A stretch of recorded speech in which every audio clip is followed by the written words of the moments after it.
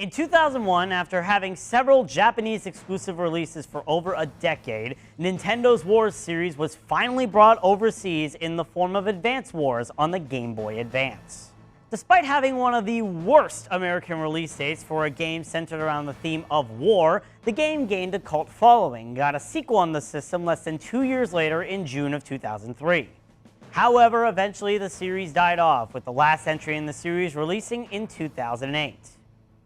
That is at least until 2021, when Nintendo announced that both Advance Wars 1 and 2 would be remastered from the ground up and released in April of 2022. And then it was delayed due to the conflict in Ukraine. Man, if I had a Reese's Cup for every point-in-time release window Advance Wars 1 had, I'd have 2 more than I really should. Well, after this indefinite delay, the game finally released in April of 2023 on the Nintendo Switch as Advance Wars 1+2 Reboot Camp. In this episode of Cartridges and Consoles, we'll dive into this remaster of a niche Nintendo franchise and see how it breathed new life into an old series, but also proved how some things from the series' past should have stayed there. Now, let me preface this by saying that describing everything about Advance Wars is like trying to recite a math textbook word for word.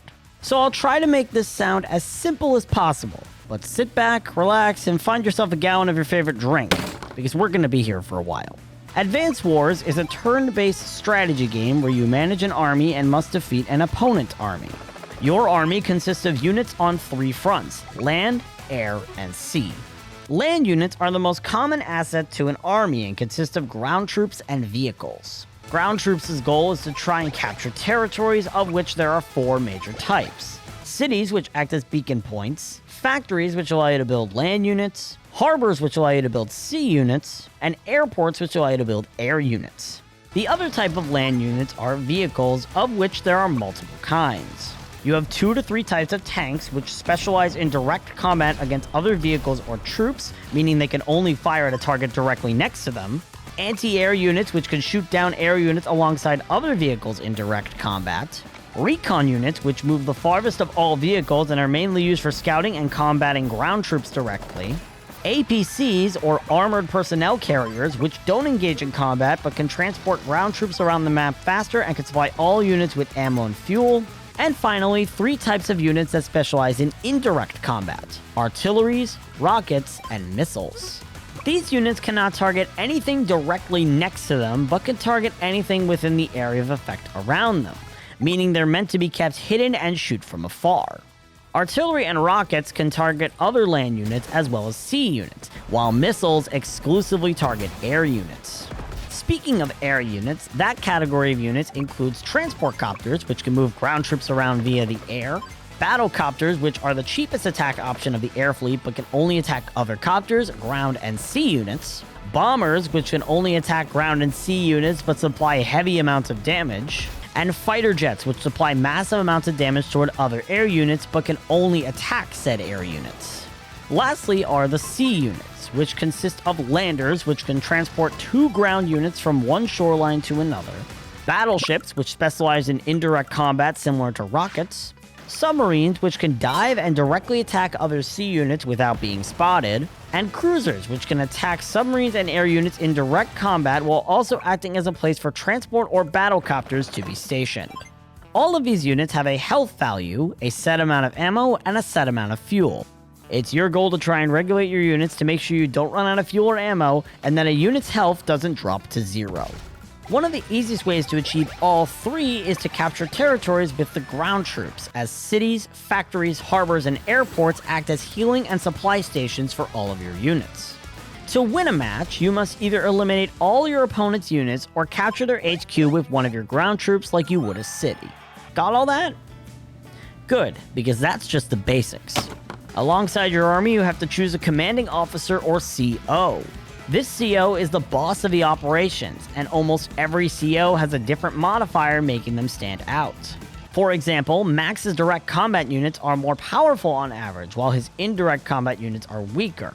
While on the flip side, Grit's indirect combat units are more powerful than his direct combat units. Depending on the CO you choose, your game and strategy can change drastically. These COs also have powers that charge up over time and can aid you in battle. For example, Andy's CO Power Hyper Repair heals all of his units for 2 health each, and Olaf's CO Power Blizzard makes it snow for a day, which severely hinders your opponent's movement capabilities. These CO powers take a bit to charge up though, depending on the CO you choose, so you need to use them sparingly. Additionally, in Advance Wars 2, you have a superpower that is a more powerful version of your CO power, but takes longer to charge up, so you have to choose which power you'd go for. As for game modes, there are several to choose from, starting with the campaign mode. This mode allows you to play through the storylines of Advance Wars 1 and 2.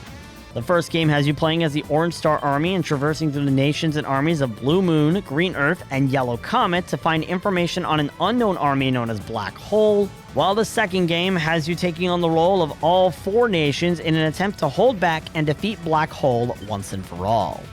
Some missions in both campaigns also have different methods to achieve victories, such as reach a certain area, survive a set amount of days, or destroy a specific enemy unit or units. There's also 3 methods to play multiplayer against your friends, these being local multiplayer on one system, wireless play with multiple Nintendo Switch systems, and online multiplayer via Nintendo Switch Online. You also have the War Room, which allows you to train against CPU COs on maps also accessible in multiplayer. On top of this, the game also has a map design mode where you can make your own maps, and finally there's Hachi's Shop where you can buy items with coins you earn in the campaign and war room, such as pre-made maps and COs to use in multiplayer, alongside artwork and music you can view or listen to in the game's gallery. Now, obviously the game seems like a lot to pack in all at once, but the game does a very good job of spacing out all this information for you. If you start with the campaign mode, there are several tutorial levels that gradually introduce you to all the concepts I listed and more. 90% of the time, you won't be caught blindsided by something you didn't expect because the game will tell you almost everything ahead of time. The COs themselves are also very good to play as. Some of them do take a while to get used to, but they all have a very strong set of advantages and disadvantages. Plus, there's a CO for almost every style of play.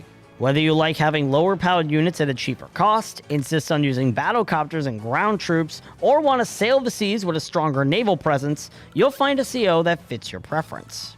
The game also feels very satisfying overall to play. It feels so rewarding when you're able to take down an adversary unit convincingly or able to make a risky move work. However, in the instance a move doesn't work, you have the option to either reset your current turn or yield and restart the mission from scratch with no penalty. There are more quality of life features sprinkled into the game like this, such as the option to fast forward the combat phases or skip dialogue cutscenes if you've seen them before. The game also has a surprising amount of charm to it. It's worth noting that this game was developed by WayForward, and it's obvious this is the first time they worked directly with Nintendo, as you can tell they put everything they could into this game. The game's cutscenes and art style have that signature WayForward anime-esque look to them, and it does suit the game well overall. On top of this, the game has near full voice acting with a lot of recognizable actors contributing to the cast, including Veronica Taylor, who voiced Ash from the Pokemon anime, Kaiji Tang, who voices Gojo from Jujutsu Kaisen, Sungwon Cho, better known as content creator BroZD, and even Patrick Seitz, who voiced Mortal Kombat Scorpion and Dio from JoJo's Bizarre Adventure. The remix soundtrack they made for the game also stands out. Alongside your basic music tracks, every CO has a unique theme, alongside an alternative theme for when their power is activated. And there are some themes among the bunch that are absolute bangers.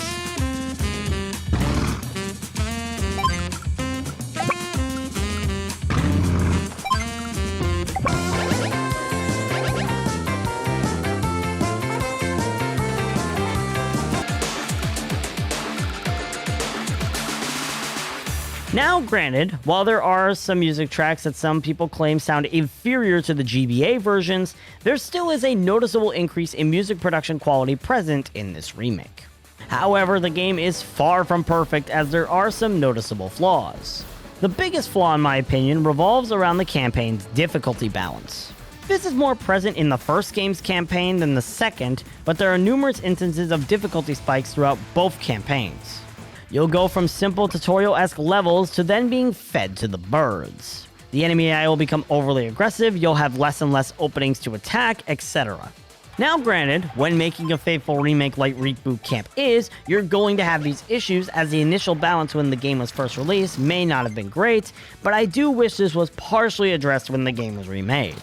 Like, I shouldn't really be having a lot of trouble in the 6th mission of the game on the casual difficulty setting. Another minor complaint I have is how to get items in the shop. These items are put in the shop by completing modes, and you can then purchase these items with coins, unless it's the campaign challenge stages you get for completing the campaigns, which are free of charge. However, the amount of coins you get is based on your rank in the campaign or war room missions. I can understand why this is the case, but this makes the game a bit grindy and is a tad bit annoying if you want to get everything from the shop. Now, I haven't completed every mission in the game, but apparently completing the challenge campaigns gives you enough money to buy everything, and you can gain coins from replaying the same mission over and over again. But I do wish collecting coins was better handled.